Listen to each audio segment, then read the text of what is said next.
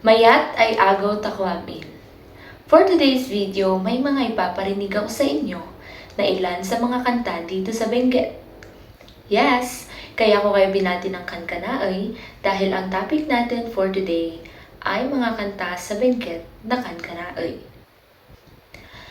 Ang musika sa Benguet ay kakaiba at kahanga-hanga dahil sa natural nitong kagandahan. Ang musika ay hindi lamang tungkol sa melodiya. Ito ay isang buhay na kwento na sumasalamin sa mga buhay, tradisyon at paniniwala ng mga tao.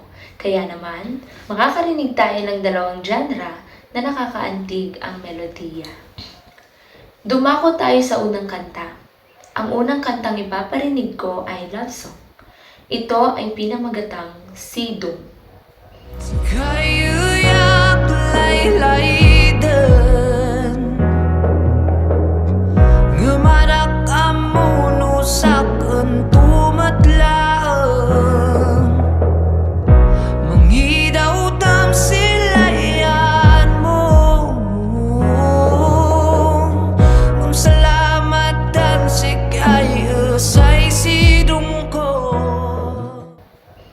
Ang awiting Sidong ay naglalarawan ng isang malalim at komplikadong damdamin ng pag-ibig na may halong kawalan ng katiyakan at pagtanggap.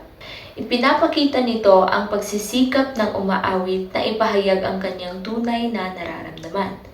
Ngunit, kinikilala rin ang posibilidad na hindi ito masusuklian.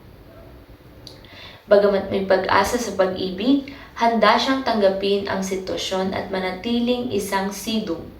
Sa ating susunod na kanta, ito naman ay Christian song na pinamagatang Diyos Ama. Ito naman is about giving praise to God because of the things He has done for us. Kaya, it's the reason we sing and dance for Him. Minsan sa simbahan namin kapag may okasyon o kaya, may okasyon, itong kantang to ang ginagamit namin kapag kami ay sasayaw ng tayaw.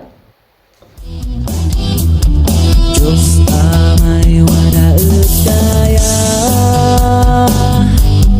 Tetawa ay wadaka Kanayo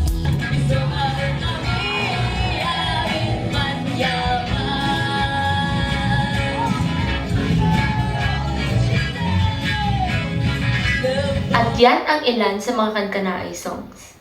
Abangan nyo ang Ibalay songs sa part 2. See you there!